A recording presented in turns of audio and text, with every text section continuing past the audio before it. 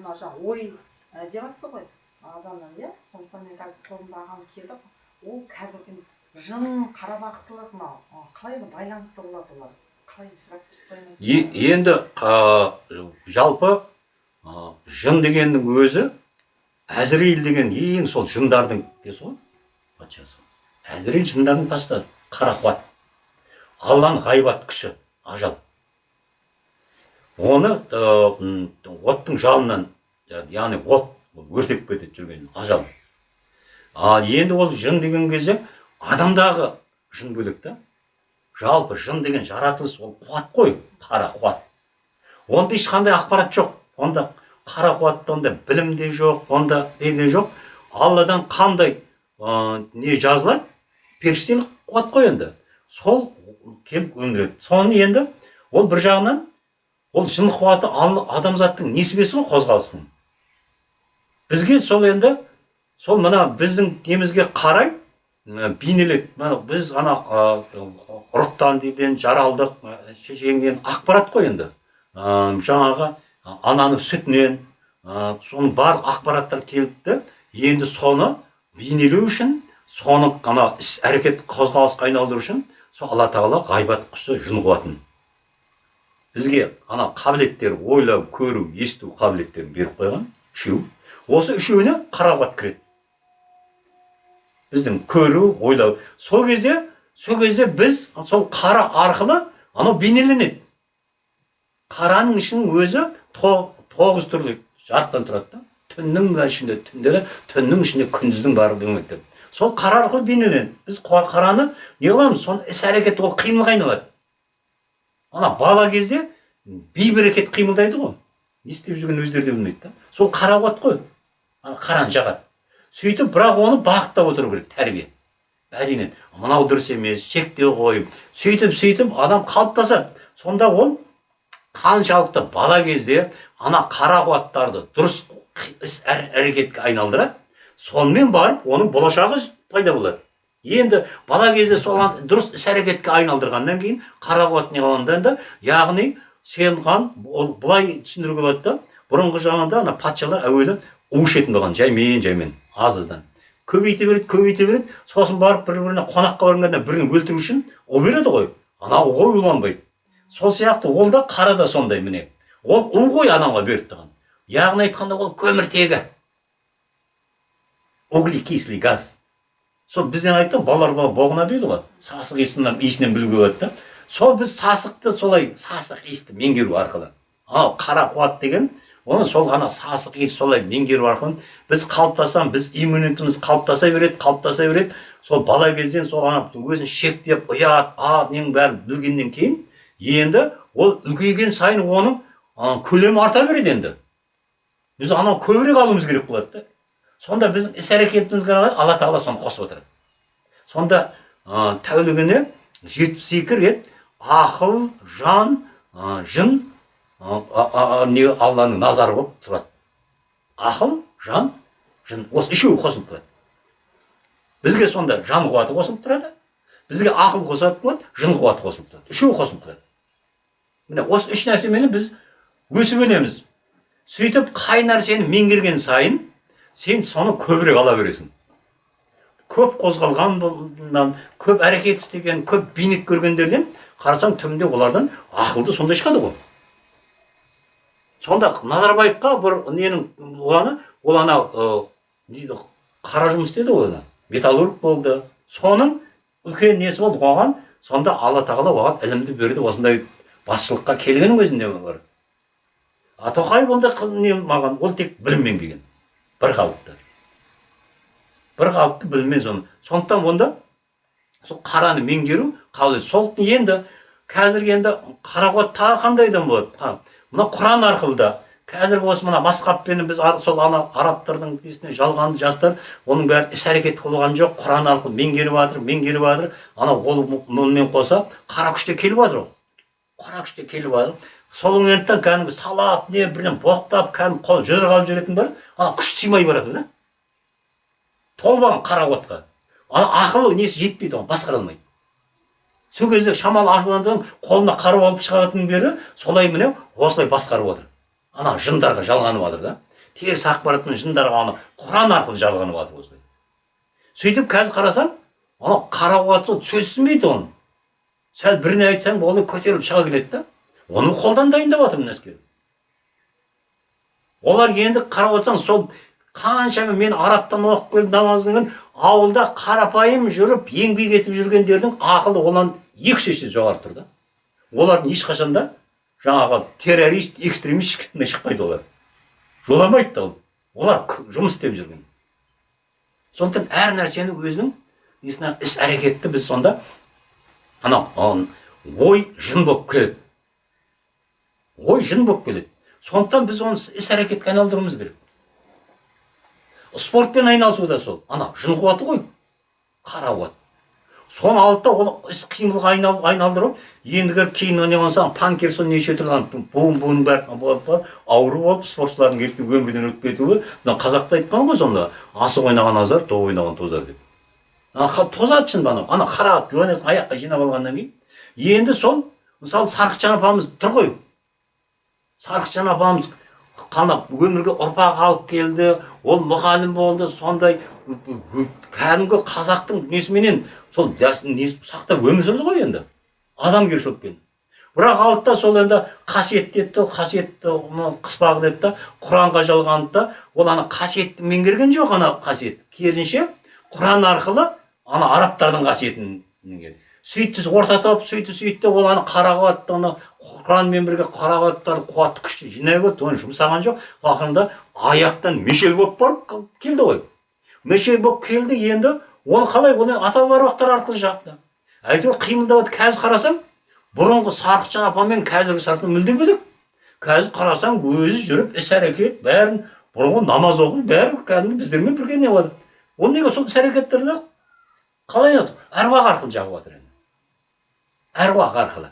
Сонда біз бәрі әруақсыз, ешқашанда өзіңізден әруақсыз біз қара қуаттарды меңгере алмаймыз. Сондықтан бала кезден баланы әруақты қылып өсіру, сонда енді балдарды қазір сондай әруағынан ажыратып қойғаннан кейін, әруақтан қуат келмегеннен кейін, қызыл қуат келмегеннен кейін, қараға қызыл қылып ол неге айналады? Қараға қызылды қоссаң, қою жасыл түске айналады да. Оның өзі тұрған ғылым ғой енді. Сондықтан әруақтан қызыл қуат. Ана ол қара көбейіп кеткен, ана балада қызыл азайып кеткен, сосын онда ұятта, онда жоғала береді, сосын ана өзіне қол салу, не қылу, түрмеге түсу, бұзықтық жасау, осылардың бәріне әруақсыз ана. Енді әруақ дегенді біз не анау сендерге 8 түр жүретін түрінде түсіндіруіміз керек. Қызыл қуат. Қызыл ғылым. Бала кезден сонда ана қызылды әруағын алды, қызылмен байланысты. Ал жын деген ол қарамен байланысты. Сондықтан да қара ой, ана қара көз қарас, ол қара қыл, сосын үндері осың бол қара соған тән болатын себебі сол. Сондықтан енді балаға сол әруақ келетін болса, ана қызыл араласып тұратын болса, үнемі ол ана қара қуатты көбірек меңгереді. Әруақ арқылы. Бейнеленеді. Сосын балада ол енді өмір жаста ұзақ болады. Бала кезден енді менде сондай ана сол қара қуатты тағдырымда сол мынау ой қуатты маған сол қара қуатты Алла тағала сол көбірек жазған. Мен дамсыз шықпаған жерім жоқ. Сыныбы жағынан не болды да, аяқ деген ол айына бір рет аяқ толық шығып отыратын да онда. Қаншама жердің бәрі, ол мендіктен анау қабырғадан майысты, ол жаңағы жамбаста кетті, миышта шайқалды, осының бәрін өттім да, сонда ана қозғалыс қой. Сонда ол неге? Мен ана қозғалысым тым қара қуат көп та, әруақты қуат әлсіз сонан болған. Шектен шығып кетемін. Сөйтіп ал енді екеуі тең тұратын болса, ол ешқандай бәле жалаға ұрынбайды, ол өзі қалыпты өседі, ана қимылды меңгереді, іс әрекет. Қимыл болу керек балдарда. А қазір қалалық балдарда қимыл жоқ. Сосын не? Онда қара қуат, анда жындық қуаттар көп. Жындық қуат көп, ой көп та андай қара ойлар. Ой көп болғаннан қазір ойына не келсе, орыс ойына келген істейді дейді ғой. Ой жынды болған орысы. Қазір балдарым сондай да. Ойына нені көреді, соны қайталайды да. Міне бұның бәрі қазақта, мен жоқ нәрсені айтып жүрген, қазақта бар. Бірақ бұның не керек, халықтың өзі кінә. Сондықтан ана ел басшыларды Алла тағала кезінде сондайға бейімдеп тағдырмен келтірді. Енді халық ұлттың сұранысы дүние болғаннан кейін олар да сондай. Сондықтан тек ел басшылары түзелсе халық түзеледі ол жоқ. Халық түзелсе ел басшылары түзеледі. Біз оны түсінбей отырмыз, халық түзелмей ешқашанда ел басшылар парақор да болады, бәрі де болады, бәрі сондай болады. Өйткені халық түзелмей ел басшы ешқашан түзелмейді. Халық түзелсе құдай ел басшылар түзеледі. Халыққа қарайды. Халық құдайдың брат дейтін сол ғой. Сондықтан халық өзін түземей көшеге шығамыз, біз билікті өзгертеміз. Оның бәрі осы ібілістің ойыны ол. Бәрі бізде тұр. Ал енді халық түзу үшін бірінші отбасынан бастап әйел түзелу керек та. Әйел түзелмей біз ешқашанда түзелмейміз. Енді мендегі жағдай бөлек. Мен бірінші әйел түзелген жоқ, бірінші мен түзелдім. Бірақ мен қалай түзелдім? Мен сол әйел арқылы түзелетінін сезіп жүрдім да. Кейде бір машина тоқтап қалады, не қылады, автобуспен жүруге тура келеді да. Аялдамаға барсам, орамар тартқан, сондайдың қасында барып тұрамын да. Мен ойлаймын, неге мұның қасында тұрамын деп. Автобустың ішінен өзім еркек тұрып сондайдың қасына барып тұрамын да. Әңгіме айтқым келеді, және әзілдескім келеді да. Сосын ойлаймын, мен қалай неге мұндай, мен өзім сұрақ қоямын да, өзімді қадағалап, бақылау жағынан енді жақсым, соны неге мен бұндайды іздеп жүрмін деп. Сосын барып кейіннен мен түсіне алмай жүргенмін, сонда әруақ мен жетелеп жүрмін, міне осы. Сөйтіп барып ата жолына келген кезде, бата береді деген кезде мен сөз іздеп келдім ғой. Әруақтар бата береді деген. Қара адам орамал тартқан, етегін жапқан, ылғи сондай әйелдердің ортасында тапыла қалдым да. Менің ортам осы екен дедім да. Сөйтсем мен сол әйелдерге сөйтіп мен еркекті қуат қосу арқылы, сол әйелдер арқылы мен екі жыл қуат қостым да. Болмаса әйелім түзелмейді екен. Міне сонда бәрі әйел арқылы түзелді. Анау жас ортасында алып, жас қыздар, келіншектер бар, мен таңғаладым солар. Сол көрінді олар таза болғасын, солай жүрегі ашық қызықтырды, дүниемен қызықтырды, андай қылды, бәрі лаппай аққу болып кетті. Бірақ олардың да үлесі болды ғой, солай қуат қосты, кейін жоғалтып алды ғой. Сөздің құдіреті болды, сөз арқылы қуат қосты.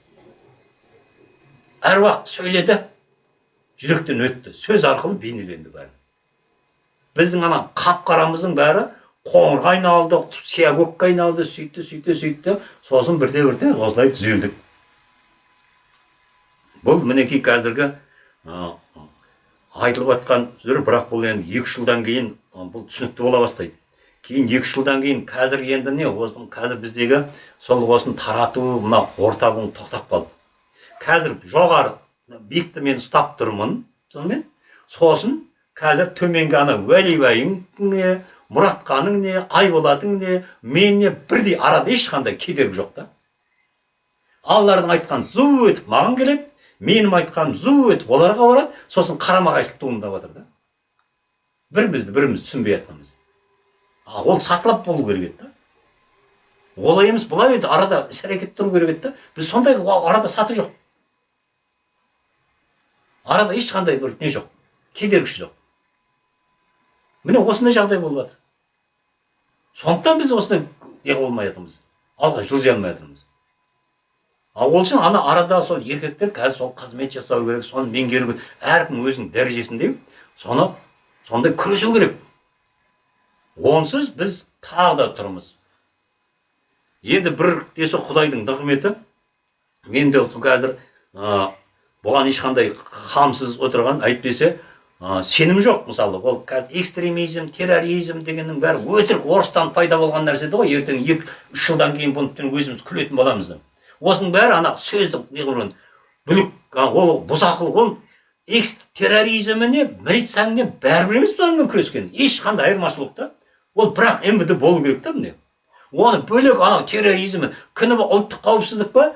Ол шекарамен байланысты өзінің отдел, ол жаңа сараптауының ұлттық қауіпсіздік қайта құру керек. Осының бәрін қысқарту керек та. Экстремизммен күрес деген қаяқтан шыққан нәрсе ол. Ол дінмен күресу деген дінсіз нәрсе жоқ болды. Хайуанда да дін бар, Алладан сәжде жасатып қойған. Осы ұғымды өзгерту керек. Рухани тұрда біз қайттан бәрін қалыптастыру керек. Ол сен заңменен жаңа Қазақстан құрам деген осының бәрі әшейін ібілістің ойыны бұл. Ібілістің ойыны солай сөз салып отыр да. Ешқашанда заңменен адамгершілікті дамыта алмаймыз. Ол болған да емес, болған жоқ, содан құрып жатыр. Керінше бірақ Құдайдың заңы бар, оның аты адамгершілік. Адамгершілік ар-ұятқа сенің қандай заңың, бағынбайтын заңыңды ол сондай шығу керек, оны ешқандай ол дұрыс емес деп қабылдансын. Ар-ұятқа, қазақтың дәстүріне соған қайшы болатын заң, ол заң емес. Ол заң, бұл ешкімді ешқайда апармайды. Мен ана шаруашылық туралы заңдарды айтқан жоқпын. Шаруашылықтарға оның бәрі заң керек, ол қағида. Бірақ рухани тұрғыдағы ол бөлек. Қазір соның бәрін қарасаң, бізде рухани тұрғыда бәрі соған неге шығарған заңда руханилықтан бәрі бірдей. Діни экстремизм деген ол сен ана шофырыңа да, ол ана тұрған қойшыңа да, ол ана билігіне де, ол ақыныңа да, ол тіпті ана тұрған дінішің бәріне бірдей. Ондай болмайды. Ол мүмкін емес. Біз рухани тұрғыдан сен іс-әрекетің бөлек, амалың бөлек. Қолыңмен істеген ісің бөлек. Құдай солай қой, сенің жаманшылығың бар, қол ісіңнен деп отыр. Ал сенің көзқарасың, сенің пікірің, сенің рухани ол бөлек қадағалану керек. Бізде қазір сонда журналистік туралы заң анау туралы осылардың бәрі қайта қарауы дұрыс емес осының бәрі. Мектепте олар дінді үйретемін демес, мектепте нені үйрету керек? Адамгершілік, мәдениет болу керек. Сондай сабақ жүру керек. Дін дегеннің өзі соның бір тармы. Адамгершілік, мәдениетті ғана дін деп алатын болсақ, ол да тағы да ақымақ. Онда сонда шаруашылығың дін болмай ма сонда? Сен ішкен жеген тамағың, арам адалдарың соны дін емес пе? Ол да дін ғой енді. Енді соны өндіру үшін де сен іс-әрекеттерің бәрі сол адамгершілікке лайық болу керек. Айналып келгенде ненің артық, ненің кем екенін Құдайдың өзі көрсетіп болып отыр керек та. Ана өзін тану деген болу керек. Қазір ана өзін ақталды деген ол ібліс қана ұрпағы ғана өзін ақтайтын. Мен ағарып кеттім, мен не етіп кеттім, мен Құранды меңгеріп біліп кеттім дегеннің бәрі, мен Құранды біліп алдым дегеннің өзі осы тұрған ең сол іблістің сол жамағаты ұрпағы солай айтады. Құранды мен білдім, себебі мен сендер Құранды білдім деп айтып жүрген жоқпын. Мен әлі Құранды түсіне алмадым, әлі оқымадым деп айтқан жоқпын. Ол Құранда сонда бір ғұламадан айтқан екен, маған Құранды үйретіңізші деп. Жақсы деп, маған онда қиямет қайымға дейін маған өмір бер деген де. Соған дейін маған жететін байлық ризық бер деген. Оны мен қайдан беремін Құдайымды? Ондай болса мен қайдан саған Құранды түсіндіремін деген де. Осының бәрі дұрыс бізде қалыптаспай, ұғымның қалыптаспауынан келіп айналып келгенде осындай бізде осындай қайшылық қарама-қайшы бір-бірімізді құлатуға тура келіп отыр да. Бұл жерде мен кінәлап отырмын, мен осалдығымменен. Тыйып тастап, бұрын дұрыс емес деп кәдімгі ана жеріне құлат тастап отырған кезде уәлибайға жамандық келмес еді да. Бірақ мен оны істеген жоқпын. Себебі неге? Маған істеткен жоқ. Ол қаладым сол, құлат тастап сөйтіп қарсы тұру керек еді деп. Себебі ол кезде көрдің ешкім мені түсінбейді да, бұл кісі қызғанып сондай істейді да, мен қаншама адамдарды тағы теріс айналдырып едім да. Бірақ оны біліп отырмын арты ертең. Қазір ешкім оны түсініп отқан жоқ, бәрі жазып отқан. Ертең оның мазақ қылады да, ысырып тастайды. Тіптен ол жерде сол дәлелденеді, ана жерде қара қуаттың орын ашқан екен. Не? Оны айтқан көпірдің өзіне айтқан, сендер оны не қылмаңдар, астынан көпір ертең арысы жылжымалы болады, су алып кетеді деген кезде алып топырақ түйе салыпты да. Шында ғой кім Назгүлдің айтып жатқан ғой, ертең тұрақ су көбелейді да, оның астын бәрі не қылып кетуі мүмкін. Оны айттым, баллон тасып салыңдар деді. Міне болсын. Бір жағынан адамгершілік жоғалтып алғаннан отқан, өмір ханында бәрі де сөйтіп отырып, өздері сөйтіп осы бәрі сендер арқылы сендердің сырқат белгілеріңменен, сендердің еңбек қуат алып отырып, өз әйелдеріне сөйтіп қуат қосып отырып, сөйтіп біз еркекпіз, біз жоғары болуымыз керек деп, сөйтіп отырып сатқындық жасап отқанның өзі адамгершілік емес қой. Солар қайда едің деген мен өлең жаздым да. Сол уәлибайлар, өмірхандар қайда еді? Кеше біз шырылдап болса, сендер шырылдап аттыңдар. Сот болып атты, қайда еді солар сонда сол кезде? Дәлелдесең. Бірде-бір еркек қалды ма? Үндемейді қан басылдық, Айболат қана әйтеуір бір шамал қаршықты қалғандарың бар. Жамбылымызда тұрды мен. Сұрақ қойыңдар, мен сосын айтамын деп. Айтуға болатын еді ғой, мен органды істедім. Мен осындай болдым. Осындағын тапты. Айтуға болатын еді ғой, өзін емес, ата жолын қорғау керек еді да. сол кезде індіге тығылып отырғандар сол егу керек болып шығып, енді қазір Құранды білгіш, бәрінде қазір керемет деп отыр. Бұлардың бәрін айналып келгенде енді әйелдерден биік болған. Әйелдер, сендер болмасаңдар, сендер сол базарды аралап, сендер киінбесеңдер, қазақтың дәстүрі көрінер ме еді? Сендер бастадыңдар. Енді сөйтті ол жастар көрді, Алла тағала сөйтіп таратты. Қытайға дейін киініп андай көрсеткеннен кейін ауыздарына құм құйылды қазір. Қазір дұрыс емес деп айта алмайды. Ал енді сөйтіп тұрған тағы да киімге осы депутаттар өздері жағын босатты, енді болды. Аяқталды. Енді болған ескерту де бәрі де болды. Енді сол қанша депутат өледі, қанша осы офицерлер өледі, қанша биліктегі адамдар өлбес, бірақ өледі. Міндетті түрде. Кезінде түсті ғой. Мәшинелер мінілмей қалады. Үйлер қалады, жетімдер көбейеді деді ғой. Міне көбейеді. Ол қаяқтан пайда болады? Енді сол қазір біздерді ата жолын мазақтап, діннің не екенін білмей отқандар қазір сайрап отыр, бірақ ертең коренной басталған кезде қиын болады да. Ол кезде болды. Ешкім үлгере алмайды бұл. Міне осыған келді. Осыған біздің өзім ағайындарымыз да осында кетеді. Күні бұрын айту керек. Кететіндерін. Себебі Алла бәрімізге ортақ бақты берді. Сол ең бақ қонған, ең зор бақты берген сол бірінші Назарбаев, екінші Тоқаев еді. Екеуі де алған жоқ. Бірінші сол әлемдегі бақты берген сол Назарбаев пен Тоқаев еді. Қазір бүкіл әлемнің несі келіп сәлем беріп алдында осы Астанадан шықпай жүрер еді да. Абылай хан атаның басына келіп сол бүкіл тұрған солардың бәрі зираттап барып ханның басынан кеңес алар еді да. Оның біреуінде жасаған жоқ. Қазір айтып отыр, енді дұрыс қой дипломатия сөйтіп жатыр деп. Ол аруақтар солай жетіліп жатыр да. Ол Тоқаевтың еңбегі емес. Осының бәрі тыныштықтың бәрі осы кінәбінің еңбегі емес. Осы мына әйелдер, сендер мына осы көбісі әйелдер аруақтарын көтеріліп, сөз түзелгеннің арқасында Алла тағала осындай мүмкіндік беріп отыр да. Алла тағала бұны беріп отыр. Құдайдан беріп отыр бұның бәрі. Әйтеуір сендер де осы дұрысқа жүре білдіңдер, аруақтан көтеріліп жатыр, әйтеуір үлесіп жатыр соның арқасында. Бұл кінәбінің де, бұл танытқан, бұл масхабтың да емес. Оның бәрін алғанда сол Құдай осы біздің қазақтығымыздың оянғанына беріп жатқан. Сол біздің ата-бабаларымыздың қазақ болып өткенінен болып отыр да. Солардан ғана болып отыр. Қазір сайрай берсін. Ертең осының бәрі шамалақ қалды. Бір жылды артқа тастайды. Осы көбісі сол жоғалады. Жаңа біреу жазыпты, Араушан деген қатын Гүлзияға жазыпты. Сен сол жерден жамандық көрдің, енді тезірек кетіп қал деп. Сол қалаумен өмір сүріп отқан сол ғой енді. Нұрмұхаммедпен екеуін ажыратты деп, мен соңынан қалмай. Мен оны аяп жүрмін да ол. Ал ол деген болды ертең, баласынан айырылма, басқадан айырылма. Ол басқа бір тіл деген ол жерден Гүлзия жамандық көрген жоқ. Жамандық көрген жоқ, керісінше ол жамандықты көрсетті Гүлзия. Жамандықты көрсетті бірінші маған.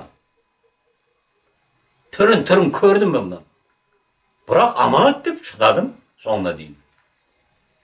Ол келесі алып айтты, мен кетуім керек деді. Қаяқтан? Мен баламмен бастайды, мен баламмен бөлек тұруым керек деді. Соны ең болмағаннан кейін мен әйтеуір қалайда жын қуатын, мал қауырсын, айырбасын, ақшасын жинасын деп соны күттім. Ақшасын жинадым, маған хабар келгеннен кейін. Сосын ұқсат дедім. Ал болды енді. Ал енді арманыңа жетті, жүре бер деп. Ал бұл мен әлі сендерге айтып отқан жоқпын, арада ол қаншама сынақтар өтті, қаншама не өтті. Оңай болып отқан жоқ. Мен соны еркектер оңаша сұраса екен, еркектер сол сынақтарын өткен. Бір тегінен тең өткені солай қуат өтіп жатыр да. Әйелдер оңай келіп отқан жоқ. Еркектер солай соғыса білу керек. Еркектер құрбандық бола білу керек. Бәрі мейлі қандай, мейлі жаман болыңдар, мейлі зинақор болыңдар, сендерсіз өмір жоқ. Әйелдер түзелмей, бәрі қалған түзеледі деген өмір жоқ. Сондер түзелуің керек. Сендері қалай түзелу керек? Қазір соған қуат қосып жатқан Ырысқалида да ондай жоқ, Аманбайда да жоқ, маңдай көзден хабар келтіріп жатқан жоқ. Сендер маңдай көзден хабар келтіргеннен кейін дәрежелерің жоғары тұрып көрмек. Ол ғана не бол? Ол ғана бірінші еркектер биік тұрса, сонда еркектерде қуат әйел қарай өтеді. Әйелдер биік тұратын болса, енді әйелдердегі тіптен қуат жамандығымен қоса барады еркектерге. қазір солай болып тұр. Ана не ыдыс бар ғой, екі тең ұқсайды. Дәл осындай болып тұр. Керісінше болып тұр да. Соны әйелдердің ана қарайды да, әйелдер дұрыс емес, анау дейді да, әйелдерді жаман қуаттан еркектің өздерін алып отыр да. Лас қуаттан. Бұл жерде үлкен саясат керек, ойын керек. Шахмат ойнаңдар деп отыр ғой. Сол шахматты еркектер ойнау керек. Бірақ ондай ойнайтын көріп жатқан жоқпын мен. Әлсіз. Ал жастар бар, дұрыс. Оларға әлі іс-әрекет, ойды меңгеру керек. Олар жын қуатын. Сол ғана Амантайда, Сұлтан, Анатан, Нұржан, бұлардың бәрі кәдімгі ардақтары бар, олардың бәрі елді керек. Осылар анау өзі осы уақыт пайдаланып көбірек еңбек ету керек. Әртүрлі өнер саласын меңгеру керек. Олар болашақтың несін ойлау керек. Алда олардың ісі. А біздің қазір қатарларымыз керек. 50-ден асқандар қазіргі. Алпыстың сол маңайлар. Соның нағыз меңгеретіндер ғой, ана отырған Өмірхан, Валиевалар, қатын сияқты игіліктерінен. Қатыннан төмен болып тұр да. Сол ана Гүлмираның айтқанын еріп кетті бәрі.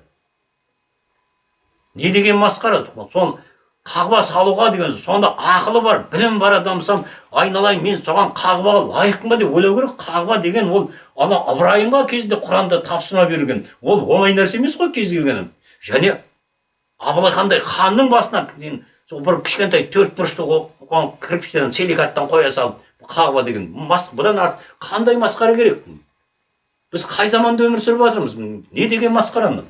Әлі жолына рұқсат бермей жатса, әлі өзінің басын қазуға рұқсат бермей жатса, әлі Қабанбай батырдың басына әлі қозғалған жоқ. Сөйтіп отырып біз енді мақтан қуып кетті да, мақтан. Сонда анау Вәлибай деген қағба салған деген атақ сонымен оның бәрі артында жын тұр. Атақ бар жерде иманның шатағы бар. Имансыздық сол. Атақ қууға болмайды. Қалайда әркім берген затқа бірінші сұрақ тұрды. Мен осыған лайықпын ба деген.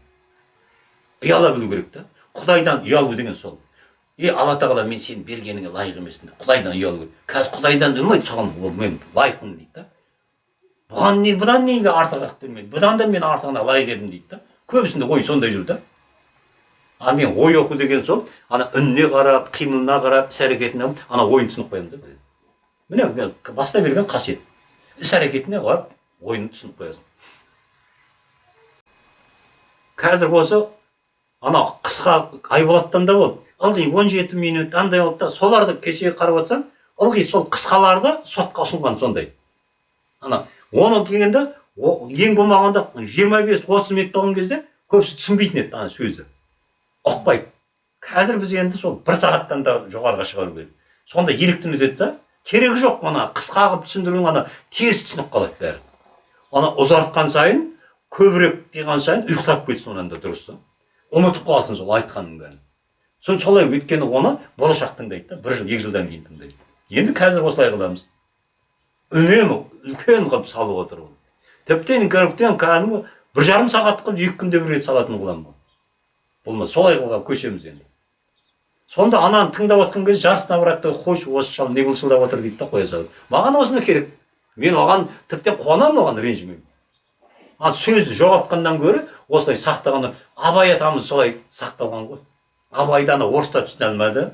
Ана бір-екі ана нелерін орысшаға аударған кезде қарасаң, орыстар ыңғайлы, ана пәлен деген намазы дұрыс емес деген осындай, ой, бұл неге қаршық деп та Абай атам солай сақтап қарайық Құдайдың құдіреті. Шәкәрім атамызды ол енді тереңірек кетіп қалғаннан кейін өзі Шәкәрім атамыз және ол Абай атамыздай халықпен бірге жүрген жоқ қой. Ол ана сопылықпен кеткеннен кейін олар қорқыныш кірді. Сосын барып Шәкәрім атамыз. Ал енді Абай атамыз сияқты астарлап жанғандар, жазылғандар, ол қалды бәрі, сақталды. Өйткені орыстар түсінген. Сондықтан бізге ана қараштар түсінбейтіндей сөздер айту керек енді, болды. От милар ашып, сосын ақырында аяғына алтындай қойшытып тастап кетсе жаратадан. Сосын ал қысқа нұсқа болса, мына жерде мынаны жамандапты, мынау деген сондай пікір пайда болады да. Теріс ой пайда болады. Бұл да бір жаңағы, сол шахмат ойнаңдар деген осыған келеді. Мен оған енді ғана келе жатырмын да, өйткені мүмкіндік болмады. Қазір енді сендер тыңдайсыңдар, мүмкіндік бар.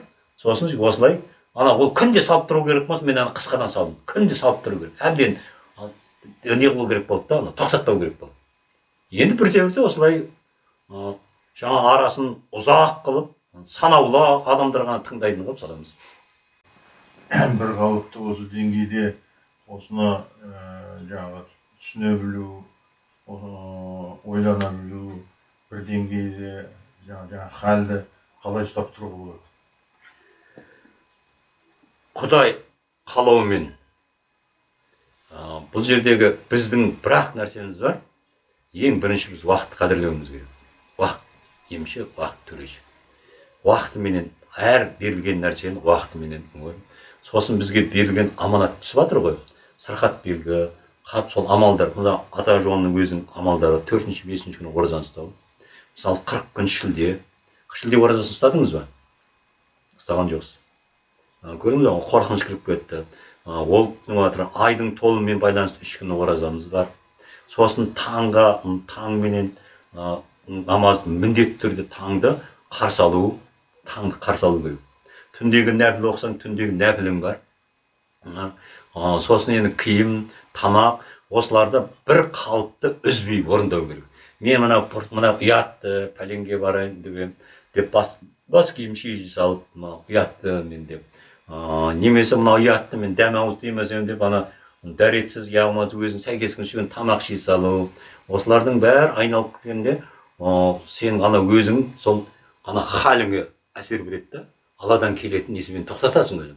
Ал сонан Алланың елші айтын құлшылық сұрауын, құлшылықтың қандай түрі абзал дегенде, ең құлшылықтың абзалы тұрақты орындаған дегенде.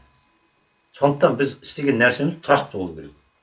Үзіліп атса, соған ұялуымыз керек, кешірім сұрауымыз керек. Сосын кейінді бірте-бірте біз Құранды оқып атып, мен оны білемін, сол сен Құранды оқыған, сенің өнерің, іс-әрекетің сәйкес болу керек. Бір амалдар қосып, еркек үшін 8 түрлі өнер.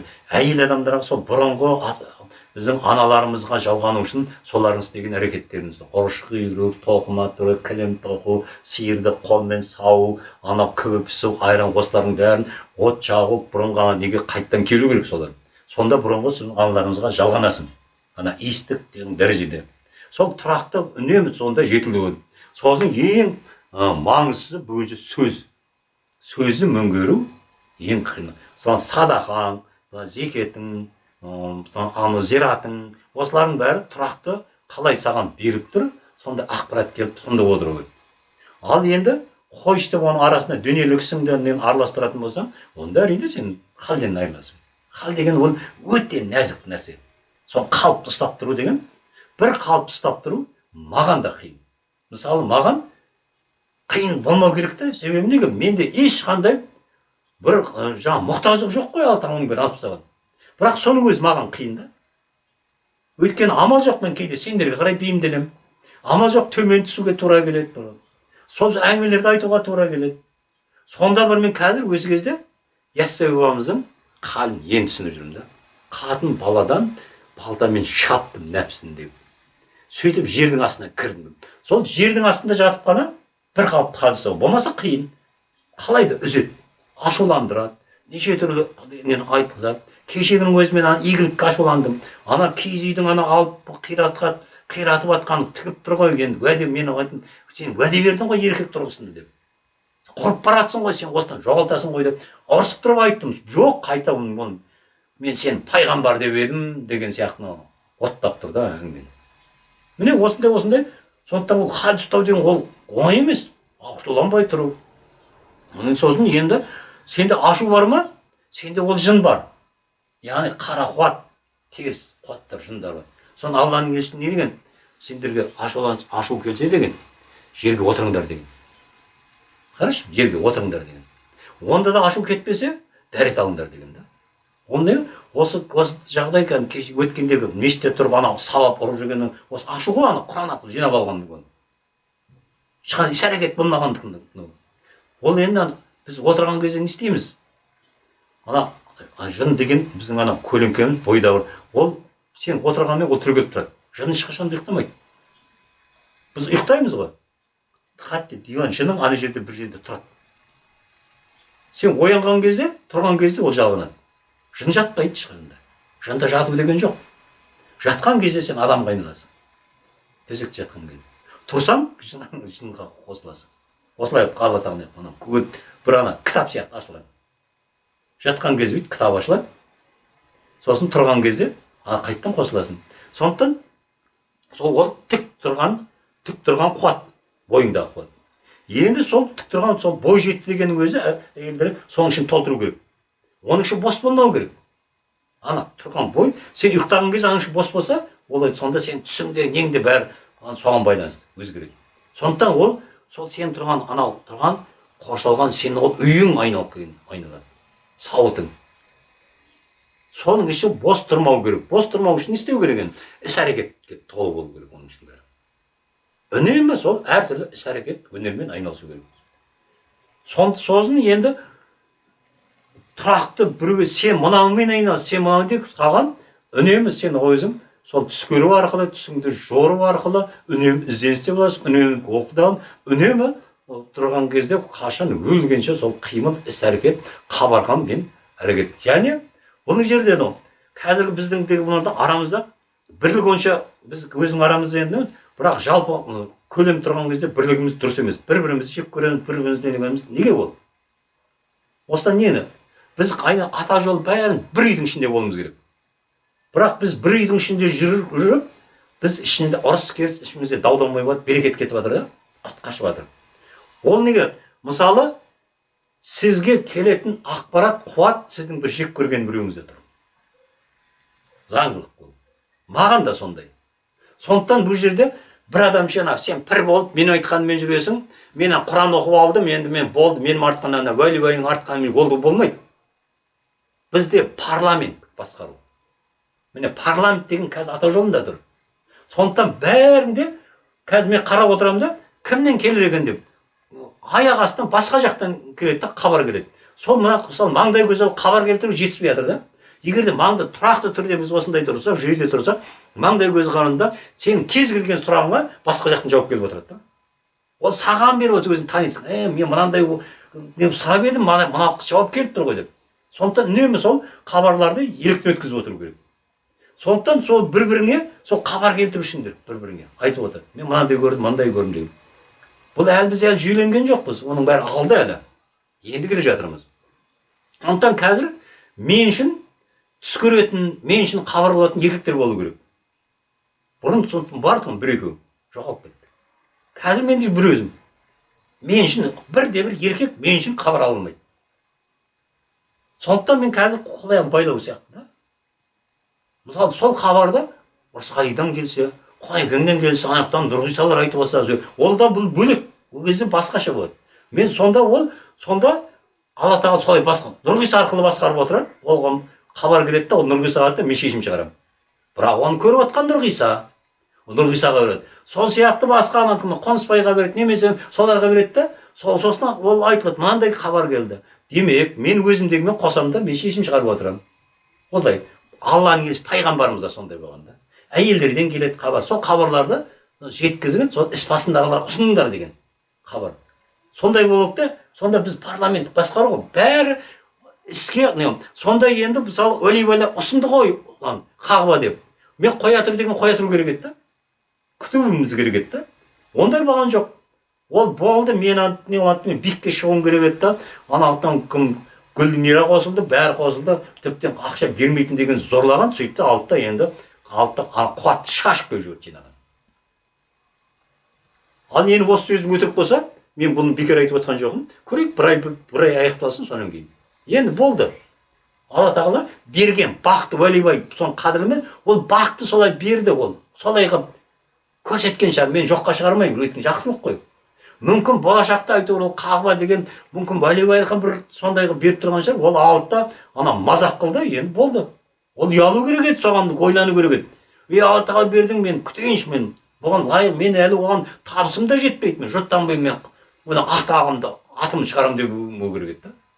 Атың шықпаса жер өрте деген сол ғой. Сол ана жерді өртеу, ана жер деген. Осы атың шықпаса жер өртеу деген сол.